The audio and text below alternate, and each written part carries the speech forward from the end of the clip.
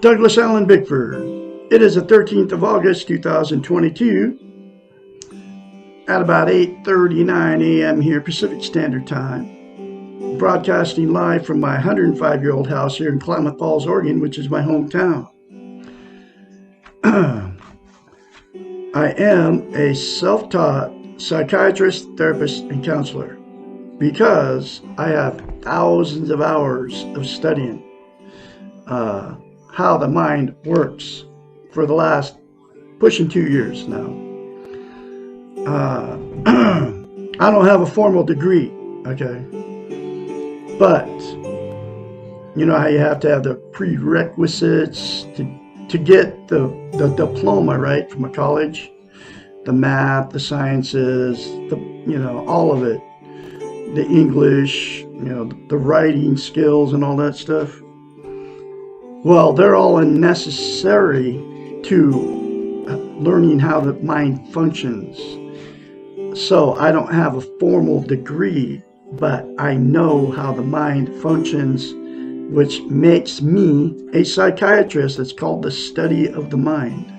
I study the mind and how it works, okay? So it makes me qualified to offer my services. There have been billions of people that have suffered from emotional, sexual, and physical abuse. It's one of the terrible statistics, okay? Like 50% have been emotionally abused, 25% have been sexually abused. I'm talking about on the planet here. So we're talking in the billions. And physical abuse is like 30%. Okay.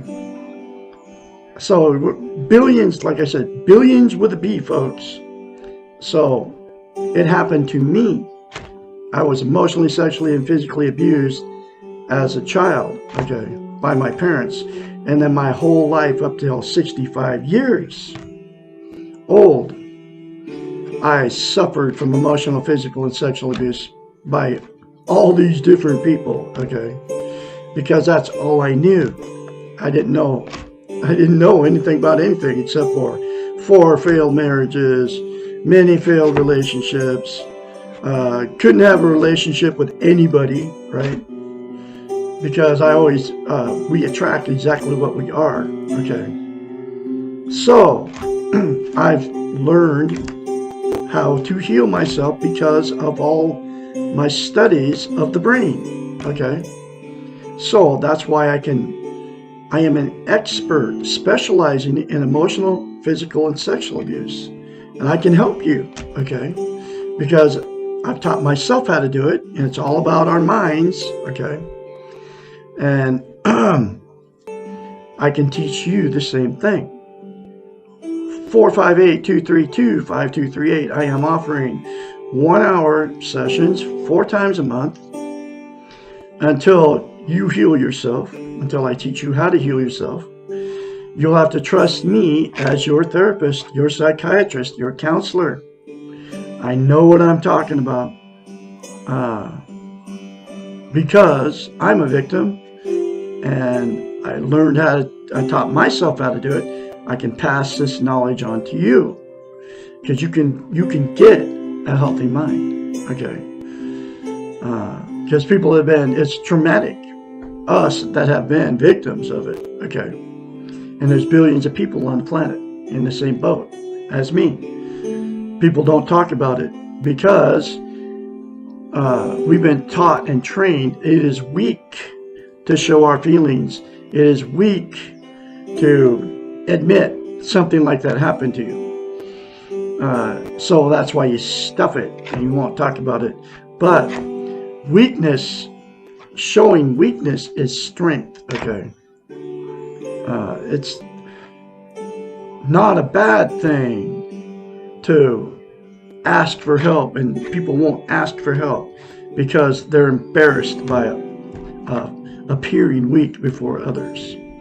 So 458-232-5238. I don't know if I just told you that, but that's my phone number again, okay? Call me for your 1-hour therapy sessions 4 times a month. It's all real, folks.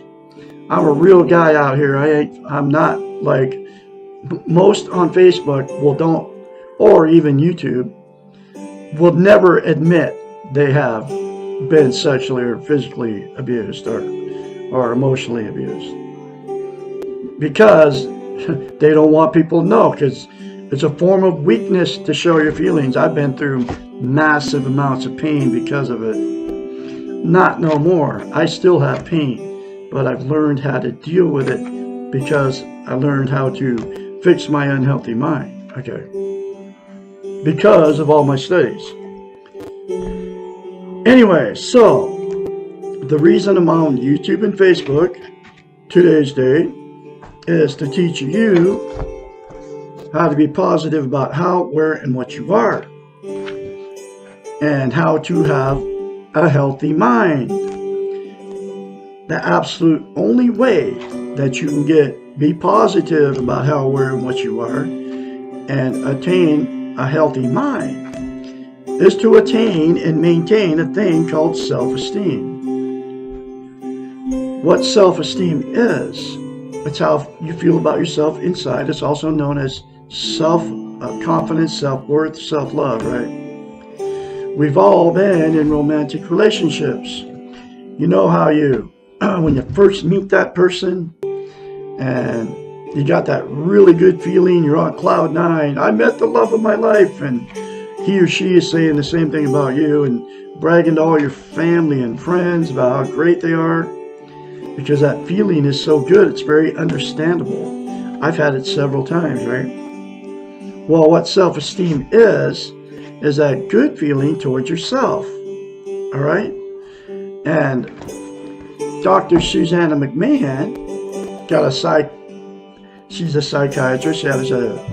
She has the formal degree out of the college, went to school for 10 years to get her doctorate in psychology, also has a master's in philosophy, is 73, lives in Madrid, Texas with her husband. She wrote this book called The Portable Therapist in the 90s. It was published in 1992. Every lesson in it, it's in question form, but I call them lessons. Doesn't have chapters. Every lesson in it talks about how we've been trained and taught not to have a healthy mind and not to have self-esteem. So, as a psychiatrist, a counselor, a therapist, people would pay her big bucks to fix their unhealthy minds, to help them fix their unhealthy minds. She knew that nobody was teaching self-esteem back then, because every lesson in it talks about how we've been trained and taught not to have self-esteem, not to have a healthy mind, and knew the only way that she could break through and help them fix their unhealthy mind was to get them to attain and maintain self-esteem. So she devised a concept, and here's that concept. It's called mirror therapy. Look at yourself in the mirror, say 4 things. I love you, I love my inner child, I'm worthy to be loved, I'm worthy to love, I am full of goodness. Those 4 things will give you self-esteem on steroids, I kid you not. Instantaneously. You'll feel it the first time you do it. Instead of criticizing yourself, say those 4 things to yourself in the mirror, folks. But to maintain that self-esteem, self-worth, self-confidence, self-love, right? You have to practice it. It's like lifting weights. You start lifting weights and you stop, you have to start all over from scratch because you lose muscle mass. Self-esteem is the exact same thing for the brain. You have to say those things to yourself in the mirror daily, literally for the rest of your life. It'll take you less than 10 seconds. I love Douglas Allen Bickford. I love my inner child. I'm worthy to be loved. I'm worthy to love. I am full of goodness. And you also have to make sure you say, I love my inner child, because we all have one. And until you say, I love you, and to your inner child, you can't have self-esteem. That's why it's the second thing to yourself in the mirror. Okay. So just plan on saying that the rest of your life. And the reason she came up with mirror therapy is, and why it's so powerful, It's a psychological event that happens in our brain. We cannot lie to ourselves in the mirror. So, it's why you can get in front of the mirror, and very easily criticize or think something bad about yourself or say something bad about yourself, because that's how you feel about yourself. You can't say the 4 good things to yourself in the mirror or any other good things to yourself in the mirror, because you can't lie to yourself in the mirror. You don't feel like that about yourself. So, the very first time you do it, folks, you'll have to force yourself to do it. It's going to feel very strange and awkward, but just get beyond that strange and awkward feeling and do it anyway.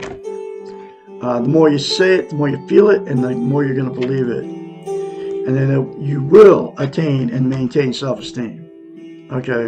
And then you got to drop your defense mechanisms too. Like wanting to turn me off because I tell you that. Call me crazy because I'm telling you that. That's a defense mechanism. You don't even know you're using it, because you're using it subconsciously. Anyway, the reason that self-esteem is the absolute most important thing you can have as a human being is we can't be content without it. What content means is you feel good about how, where, and what you are. It's also known as internal peace. There are 11 things that people are using to try to be content. They are all the social media, Facebook, where I'm broadcasting live from, YouTube, TikTok, Instagram, and the list goes on and on, right? Drugs, alcohol, sex, television, food, gambling, religion, people, material possessions, or money. Those 11 things are known as externals that are outside of yourself.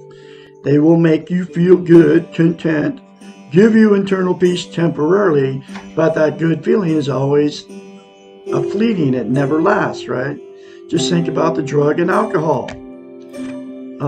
The drug high, like pot, right? That high goes away. So you have to do more pot to get more high. And then alcohol, the same thing, that warm fuzzy feeling. You got to drink more alcohol, get the same warm fuzzy feeling. And then the other 9 things are exactly the same thing. It's always a temporary fix. The only permanent fix to give you permanent contentness and internal peace is say 4 things to yourself in the mirror daily for the rest of your life. Then you will attain and maintain self-esteem. You will be content permanently, and you will have internal peace. So, the other reason that attaining and maintaining self-esteem is the absolute most important thing you can have as a human being. We can't love without it, and we can't be loved without it. So, what happens is we attract somebody. If you have self-esteem, you'll attract somebody with it. If you don't have it, which I believe there's billions of people that don't have it because nobody's teaching it, except for Douglas Allen Bickford here in Klamath Falls, Oregon. So if you don't have self-esteem, you'll attract somebody that doesn't have it. So what happens is, after the good feeling goes away that you were all bragging to your family and friends about, when you first got together with these people, after you move in and all the everyday drama starts happening, you have kids, you get married and have kids, or don't get married, have kids, or whatever, the relationship becomes toxic. That's when the fights and the arguments start, cheating on each other, drug and alcohol use, getting in a car, going down the road, trying to kind of get away from them fast enough, telling all your family friends about how terrible these people are, the failed therapy sessions because your therapist doesn't teach you how to have self-esteem. This has all happened to me, okay? My 4th marriage, we were in therapy when we split up, okay? This woman, she was a woman, she never taught us self-esteem. She never taught us nothing. And just talked to us, right? did a little tiny bit, but it didn't work because the therapist didn't teach us how to love ourselves. No, none of them do. I've had 5 or 6 of them. My whole problem has been I didn't have self-esteem. Okay. So, anyway, so the therapy sessions, it doesn't work. So the ultimate thing is, because of the toxic relationship became toxic, you split up or separate, or you divorce or separate, right? And then the same 2 people will go and jump in another relationship without self-esteem, and the exact same thing will happen. Okay. And it's why you've been married more than once. It's why you've had many failed relationships. That's why I've been married 4 times and and divorced 4 times. The second thing that'll happen, and there's a lot of people doing this second thing too, 2 that get together without self-esteem, they'll stay in that relationship forever. You know, they will. And even though the relationship's been bad for years, they'll just stick it out. And the reason they stay is codependent on each other for whatever reason, can't be alone, afraid to leave, don't want to be an embarrassment to all your family and friends, you have nowhere to go, and you don't want to be a failure. So you'll stay in it forever, and then sleeping in separate bedrooms, the innuendos, you know, you don't even like each other anymore. The sex is gone, but you stay in it forever, and then it becomes a dysfunctional family at that point. And then all the emotional, sexual, and physical abuse those 2 did to each other and their children just gets swept under the rug. In other words, it doesn't get talked about by anybody. And for years, it just never gets talked about. And then dysfunctional families produce more dysfunctional children that get in dysfunctional relationships that become dysfunctional families, and the cycle just continues and continues. There's a lot of it going on. Okay. And then the very last thing that'll happen, that 2 got together, no self-esteem, they'll just exit out of the romantic scene completely and go, wow, I can't find anybody to love me. I can't find anybody to love, so I'm just going to be alone the rest of my life. So the problem with that is, without self-esteem, you can't have internal peace. You can't be content without it. So they'll use the 11 things, like I talked about, to make themselves feel good, and it's always a temporary fix. And they're just as miserable alone as they were in the relationship with the toxic person they were with, right? So there's a cure, the fix. I've got it. I'm the absolute only one talking about this. Okay. My style of therapy. When you call me, I'll be able to fix you, and you'll be able to have a healthy relationship. If you get over your, you know, I'm a nobody and all that, all your defense mechanisms, finally start watching my videos, right? Then the cure, the fix is to say 4 things to yourself in the mirror. All parties involved in all these different relationships, to the tune of billions of people, folks. It is that simple.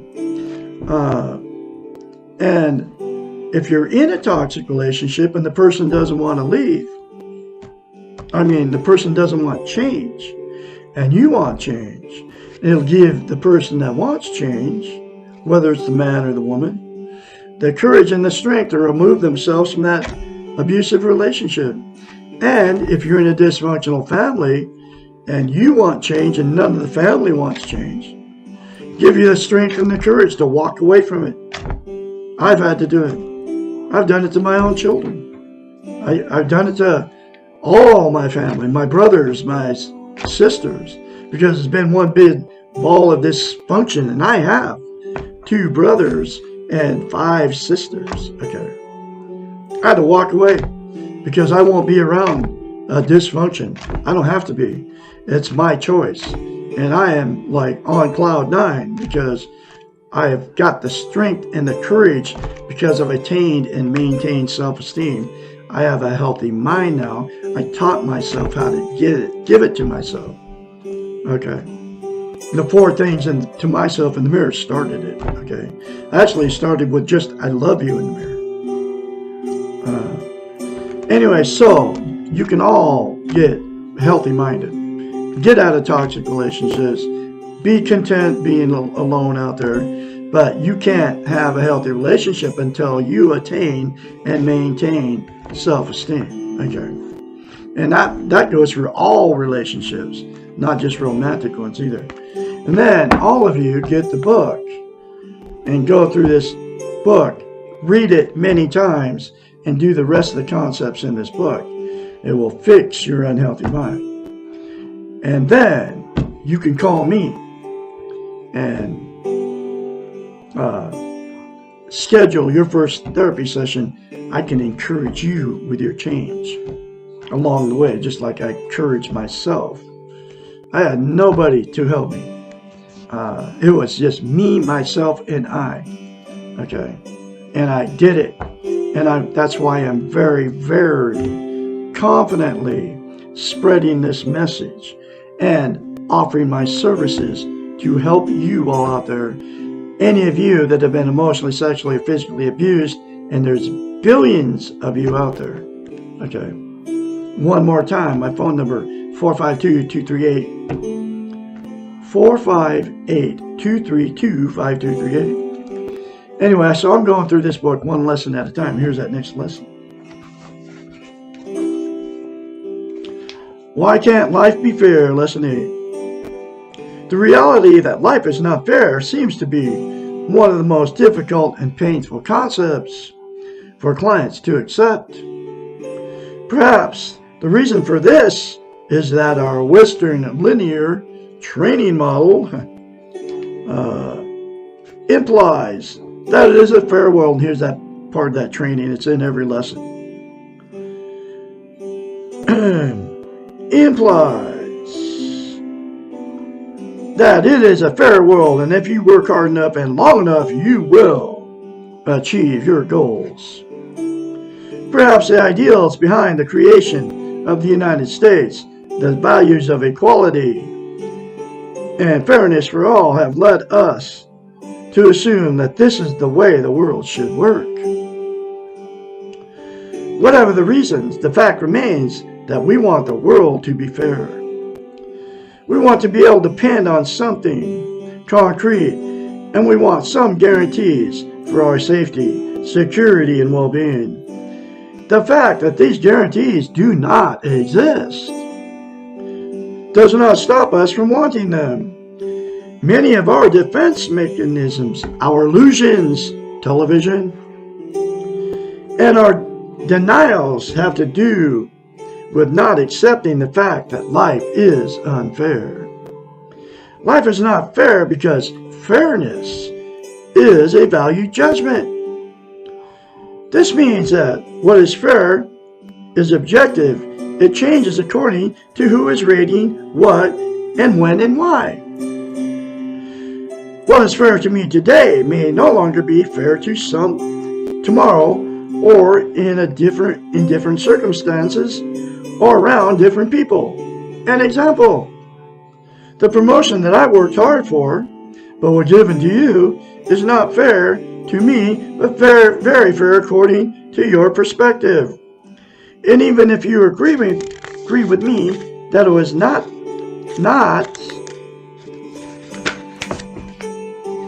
fair, next month you will justify the fairness of it by believing you are doing a good job. The importance of the concept of life is not fair is not in the explanation of it, but in the acceptance of it. The question, why not, is a crazy-making one. There will always be reasons why life should be fair to you, and you may spend hours defending, denying, fighting, or being depressed because something unfair has happened to you again. The big issues of unfairness, the life and death issues, which we all have to face that, folks. That's coming for sure. Will never be explained in a way that makes sense. There is no answer to why question when someone you love is dying. We may know the how, cancer, heart disease, another disease, accident, but we'll never know the why. And pondering the why causes dysfunctional behavior. This is a very different process from accepting and grieving. Grief eventually ends. It is a natural process. Wondering why may never end. It is unproductive.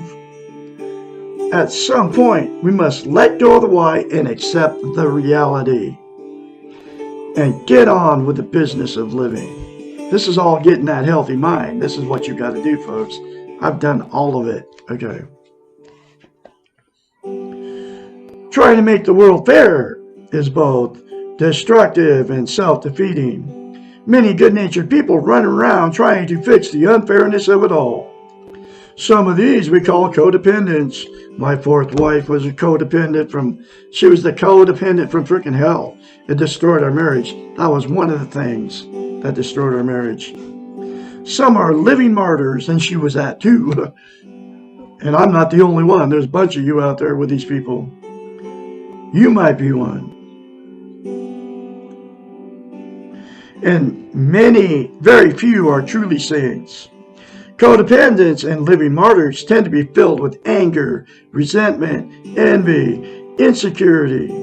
The non-acceptance of this concept creates bitterness, unhappiness, unnecessary pain, and prevents the possibility of growth.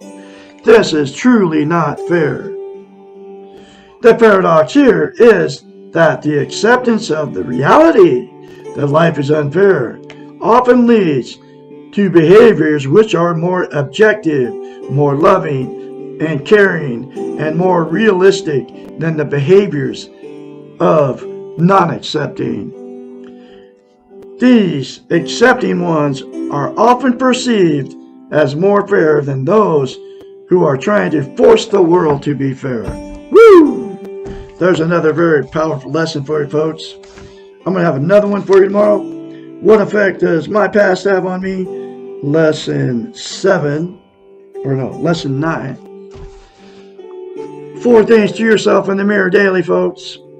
Call me. I can be your psychiatrist, counselor, therapist, and can help you heal your unhealthy mind.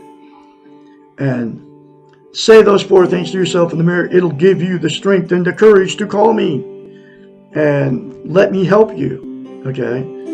Remember, it is not a weakness to ask for help. It is strength, and I'm here to help you. And I can help you. I am qualified to help you. I fixed myself. I am self-taught, just like a self-taught type psychiatrist, therapist, counselor, just like I'm a self-taught musician. I haven't gone to school one iota to play the piano, the guitar, the mandolin, the banjo, the Native American flute, and the list goes on and on of all the musical instruments I played.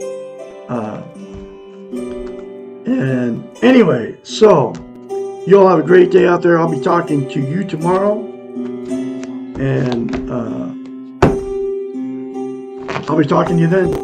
Have a great day.